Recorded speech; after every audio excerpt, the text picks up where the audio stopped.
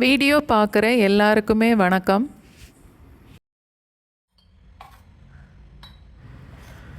வீட்டிலையே எப்படி சாம்பார் பொடி செய்கிறதுன்னு இந்த வீடியோவில் பார்க்கலாம். நீங்களும் இந்த மாதிரி பொடி செய்து இதில் சாம்பார் வச்சு பாருங்கள். அந்த சாம்பாரோட டேஸ்ட் எப்படி இருக்குன்னு எனக்கு கமெண்ட் பண்ணுங்கள். நான் சாம்பார் பொடி செய்யும்போது எல்லா மசாலாவையும் சேர்த்து வறுத்து தான் பொடி தெளிப்பேன்.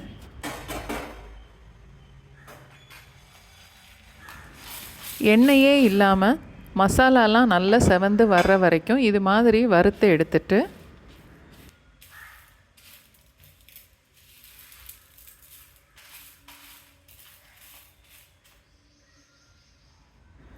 ஆறுனதுக்கப்புறம் எல்லாத்தையும் ஒன்றாவே சேர்த்து போட்டு மிக்சியில் நல்லா பவுடர் பண்ணி எடுத்துருவேன்.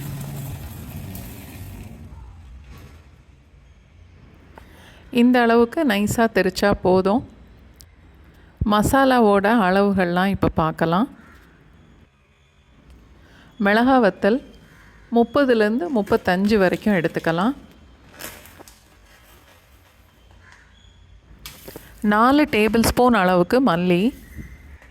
மெஷர்மெண்ட் கப்பில் அளக்கிறதுனா 1/4 கப்பு சேர்த்தா கரெக்டாக இருக்கும்.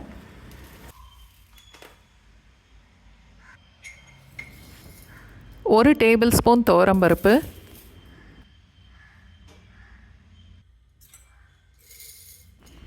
1 டேபிள் ஸ்பூன் கடலைப்பருப்பு,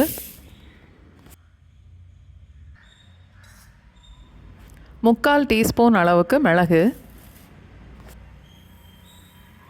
1 டீஸ்பூன் சீரகம், வெந்தயம் 1/2 டீஸ்பூன் சேர்த்தா போதும். நீங்களும் இந்த மாதிரி வீட்டிலையே சாம்பார் பொடி செய்து பாருங்கள்.